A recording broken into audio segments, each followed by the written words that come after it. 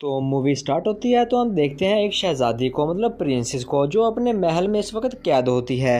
जैसे ही उसे होश आती है तो वो इस कमरे से बाहर निकलने की कोशिश करती है, लेकिन वो यहाँ से नहीं निकल पाती क्योंकि दरवाज़ा बंद था। तभी उसको याद आता है कि मुझे यहाँ पर कैद किया गया है, और तभी उसको ये भी याद आ जाता है कि मुझे तो कोई चीज़ सुंघा कर बेहोश कर दिया गया था। तभी प्रिंसेस के कमरे में दो गार्ड आ जाते हैं, जिनको देखकर वो ऐसे लेट जाती है जैसे कि वो सो रही थी। जैसे ही एक गार्ड प्रिंसेस के पास आने की कोशिश करता है तो वो एकदम से उठ जाती है और उस गार्ड के ऊपर हमला कर देती है। वो गार्ड को बहुत मार रही थी, उससे मुकाबला कर रही थी। ये देखकर ये लगता है कि वो बहुत अच्छी फाइटर थी, यानी उसे बहुत अच्छे से लड़ना आता है। वो अकेली ही दोनों गार्ड को उसी कमरे में बंद कर देती है और दूसरे कमरे में आ जाती है। वहाँ पर आकर वो खिड़की से देखती है कि दूसरे मुल्क के शहजादे जूलियस, जिन्होंने प्रिंसेस के सारे लोगों को कैद किया हुआ है, जिसमें प्रिंसेस के माँ बाप, राजा राजी मतलब रानी और उसके छोटे बहन भाई भी शामिल थे। अब हम कहानी में कुछ वक्त पहले का सीन देखते हैं, जहाँ पर प्रिंसेस और जूलियस की शादी होने वाली थी। और अब क्योंकि जूलियस एक अच्छा इंसान नहीं था, तो इसलिए प्रिंसेस इसे शादी करना नहीं चाह रही थी। इसलिए प्रिंसेस वहाँ से भाग जाती है। इसलिए जूलियस को बहुत ही बुरा लगता है और आज वो इसी बात का बदला ले रहा था। किसी भी हाल में जो भी हो जाए उसे तो प्रिंसेस चाहिए थी, क्योंकि वो इस पूरे शहर का राजा बनना चाहता है। वो दरअसल वो प्रिंसेस से शादी करने के बाद ही बन सकता था। जूलियस का राजा बनना इसलिए आसान था क्योंकि प्रिंसेस का कोई भाई नहीं था। तभी जूलियस के कमरे में एक गार्ड आता है, जिसने अपने चेहरे पर एक आयरन मास्क पहना हुआ था। प्रिंसेस उसे देखते ही एक बाथटब में छुप जाती है और अपना कुछ टाइम सांस रोके रखती है। गार्ड आकर यहाँ पर देखता है और जब उसको यकीन हो जाता है कि यहाँ पर कोई नहीं है तो वो वहाँ से जाने लगता है। तभी प्रिंसेस उस गार्ड से बचकर जब बाहर जा रही होती है तो उसकी नज़र प्रिंसेस के ऊपर पड़ जाती है और प्रिंसेस को पकड़ लेता है। यहाँ पर प्रिंसेस अपने बचाव के लिए उससे लड़ने लग जाती है और यहाँ पर गार्ड और प्रिंसेस की काफ़ी लड़ाई होने लगती है। लड़ाई के आखिर में प्रिंसेस उस गार्ड को हरा देती है और उसको जान से मार देती है। और पुरानी बातें याद करते हुए वो सोचती है कि मेरे बाबा, जिन्होंने ये सोचा हुआ था कि मेरा एक बेटा हो। और गुजरे हुए वक्त में हम एक औरत को देखते हैं जो एक कुंफू मास्टर थी, जिसने प्रिंसेस को लड़ना और सबसे झगड़ा करना सिखाया था, जैसा कि तलवारबाजी कैसे की जाती है, खुद का बचाव कैसे किया जाता है। ये बात उस टाइम की है जबकि प्रिंसेस की छोटी बहन होने वाली थी और प्रिंसेस की वालिदा रानी वो उस औरत से कहती हैं कि प्रिंसेस के बाबा को ये सब कुछ बहुत बुरा लगता है, उनको ये पसंद नहीं है कि प्रिंसेस तलवारबाजी करे, लड़ना सीखे, क्योंकि ये सारे काम लड़कों के करने के होते हैं। गुजरे हुए वक्त की बातें याद करते हुए प्रिंसेस वहां से चली जाती है। तभी दो गार्ड प्रिंसेस के पीछे कमरे में आ जाते हैं और वो उनसे भी लड़ती है। आखिरकार प्रिंसेस इन दोनों को भी मारकर वहां से बाहर आ जाती है। जूलियस अपने एक सीनियर गार्ड को भेजता है और कहता है कि देख कर आओ प्रिंसेस तैयार है शादी करने के लिए या नहीं है। सीनियर गार्ड प्रिंसेस को ढूंढने के लिए खुद नहीं जाता और किसी दूसरे गार्ड को भेज देता है। वो गार्ड दरअसल बहुत ही सेहतमंद था, मतलब मोटा था भैया, वो इतना ऊपर जाना नहीं चाह रहा था, लेकिन सीनियर गार्ड उसको जबरदस्ती भेज देता है। और इधर प्रिंसेस अभी भी सबसे बच रही थी, भाग रही थी। यहाँ प्रिंसेस उस सेहतमंद गार्ड से बचने के लिए खिड़की से नीचे लटक जाती है और जब गार्ड को प्रिंसेस यहाँ पर नहीं मिलती और वो वहाँ से चला जाता है। गार्ड के यहाँ से जाने के बाद प्रिंसेस भी वापस कमरे में आ जाती है और यहाँ से चली जाती है। सबसे बचते बचाते हुए प्रिंसेस अपने कमरे में आ जाती है और बेड के नीचे से एक तलवार निकालती है और पिछले वक्त को वो फिर से याद करती है और सोचती है कि ये तलवार उसकी टीचर ने इनको गिफ्ट की थी, जो दरअसल इसको कुंफू और तलवारबाजी और सारा झगड़ा वगैरह सिखाती है। और वो बहुत खुश थी। यहाँ जो सेहतमंद गार्ड है वो ऊपर आने की वजह से बहुत ज़्यादा बीमार हो जाता है, उसकी सेहत बहुत ख़राब हो जाती है। प्रिंसेस जैसे ही बाहर आती है तो वो कुछ आवाज़ें सुनती है और इधर दीवार के सुराख से प्रिंसेस देखती है कि दूसरे कमरे में जूलियस और इसकी दोस्त मोइरा है, जो कि यहाँ अकेले हैं। इसका मतलब कि जूलियस का उसकी दोस्त के साथ कोई रिलेशन है। जब प्रिंसेस अपनी तलवार दीवार के आर पर करके जूलियस को मारने लगती है तो तभी वहाँ पर दो गार्ड आ जाते हैं जूलियस के कमरे में। वो जूलियस से कहते हैं कि आपको राजा ने बुलाया है। जूलियस वहाँ से चला जाता है तो प्रिंसेस दीवार के नीचे बनी छोटी सी जगह को निकाल कर वहाँ से दूसरे कमरे में जाती है। तभी वहाँ खड़ा एक मजबूत गार्ड जो कि सूट पहने वहाँ खड़ा था, वो प्रिंसेस के ऊपर हमला कर देता है। प्रिंसेस भी उसका डटकर सामना करती है और वहाँ खड़े ही उनका दोनों का बहुत ज़्यादा खतरनाक मुकाबला शुरू हो जाता है। तभी प्रिंसेस उसके जिस्म में आग लगाकर उसको खिड़की से नीचे फेंक देती है। जहाँ उसने गार्ड को फेंका था वहाँ नीचे जूलियस भी खड़ा हुआ था। वहाँ सेहतमंद गार्ड आकर बताता है, मैंने प्रिंसेस को हर जगह देखा लेकिन वो मुझे नहीं मिली।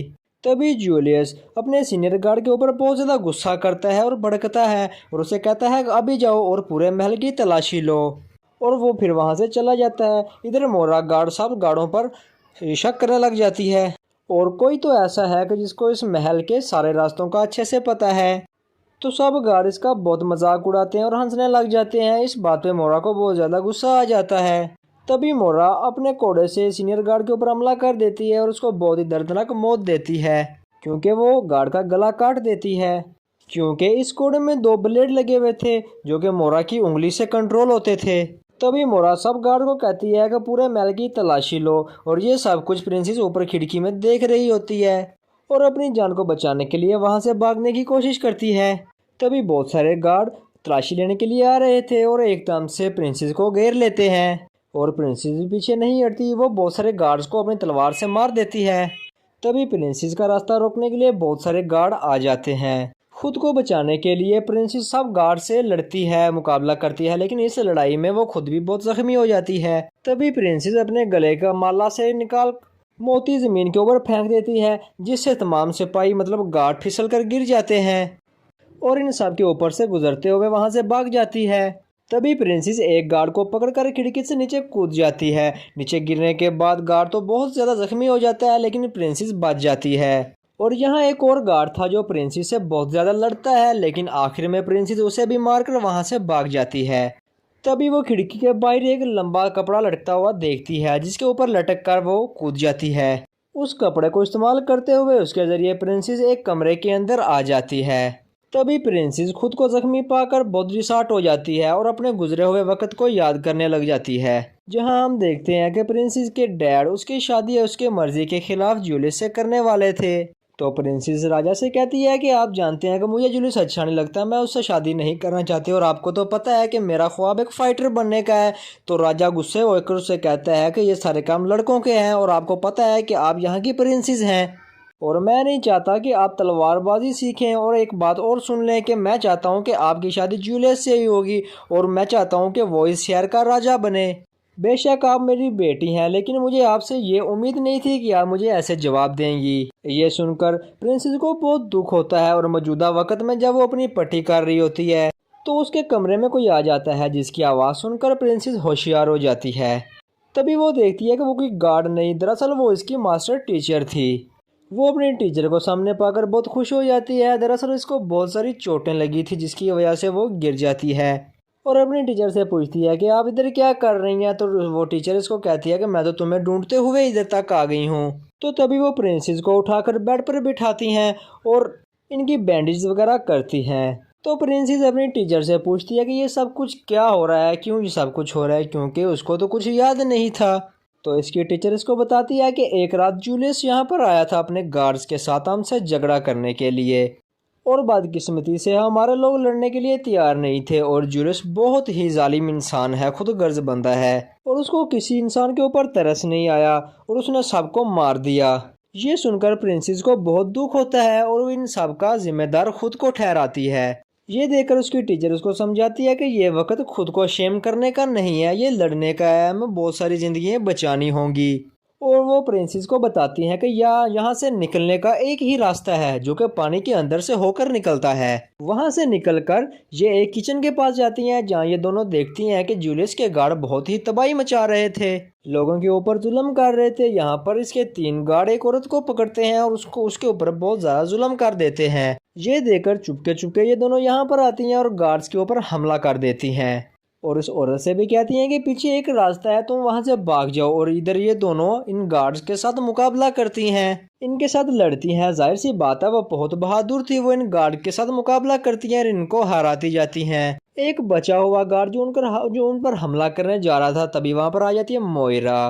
तो वो अपने कोड़े के जरिए उस गार्ड को मार देती है ताकि वो गार्ड प्रिंसेस के पास ना पहुंचे और खुद इनसे लड़ने लग जाती है, जहां पर टीचर और प्रिंसेस इसका डटकर मुकाबला करती हैं। तभी मोइरा अपने कोड़े के ऊपर कपड़ा लपेट कर प्रिंसेस को लटका देती है और उसको बचाने के लिए टीचर इसके साथ लड़ती है। सांस न आने की वजह से प्रिंसेस की हालत मरने वाली हो जाती है। इससे पहले कि वो मरती, टीचर उसके साथ झगड़ा करती है, लड़ाई करती है और उसको पंच मारकर मोइरा को बहुत पीछे धकेल देती है, जिससे प्रिंसेस उस मोरा के कोड़े से आज़ाद हो जाती है। तभी टीचर उसके चारों तरफ पेट्रोल फेंककर आग लगा देती है क्योंकि मोइरा इनको पकड़ ना सके, और वो प्रिंसेस से कहती है कि तुम यहाँ से भाग जाओ, और प्रिंसेस मना कर देती है क्योंकि वो टीचर के बगैर जाना नहीं चाहती थी। और मूवी के लास्ट में आप देखते हैं कि प्रिंसेस और मोरा के दरमियान एक बहुत बड़ा मुकाबला हो रहा था, जहां कभी प्रिंसेस मोरा पर बारी हो रही थी, कभी मोरा प्रिंसेस पर बारी हो रही थी। एकदम से प्रिंसेस मोरा के कोड़े से इसको दबोच कर इसको उल्टा लटका देती है और ऊपर लटका कर वो कोड़े का खींच देती है, जिसकी वजह से दम घुटने से मोरा की मौत हो जाती है।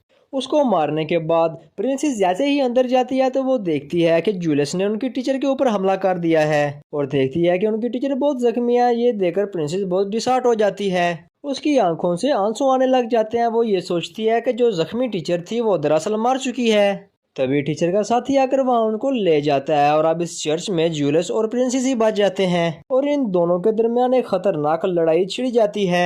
इधर जूलियस प्रिंसेस के पहले वाले जख्म के ऊपर हमला कर देता है, जिससे वह बहुत कमजोर हो जाती है। इसके बाद लड़ते हुए ये दोनों चर्च के बाद सब लोगों के सामने आ जाते हैं, तो जूलियस हार मान लेती है और उसके सामने घुटने टेक कर बैठ जाती है। जूलियस ने उसकी गर्दन पर तलवार रखी हुई थी और कहता है कि तुम सब शहर वाले ये सुन लो कि आज से इस शहर का राजा मैं हूँ। तभी प्रिंसेस को अपनी टीचर की बताई हुई एक बात याद आती है, जो उसको बताती है कि लड़ाई के वक्त अपना सारा फोकस दुश्मन के ऊपर ही रखें, और प्रिंसेस ऐसा ही करती है। और जैसे ही जूलियस का ध्यान प्रिंसेस से हटता है तो वो एकदम से उसकी तलवार खींचकर उसका सर धड़ से अलग कर देती है। प्रिंसेस जूलियस के सर पे जो एक राजा का ताज था वो उठाती है और अपने बाबा के पास चली जाती है। तो उसका फादर जो कि राजा होता है वो सबके सामने ऐलान करता है कि आज के बाद इस शहर का राजा मतलब रानी मेरी बेटी होगी, और इसी तरह मूवी का एंड हो जाता है।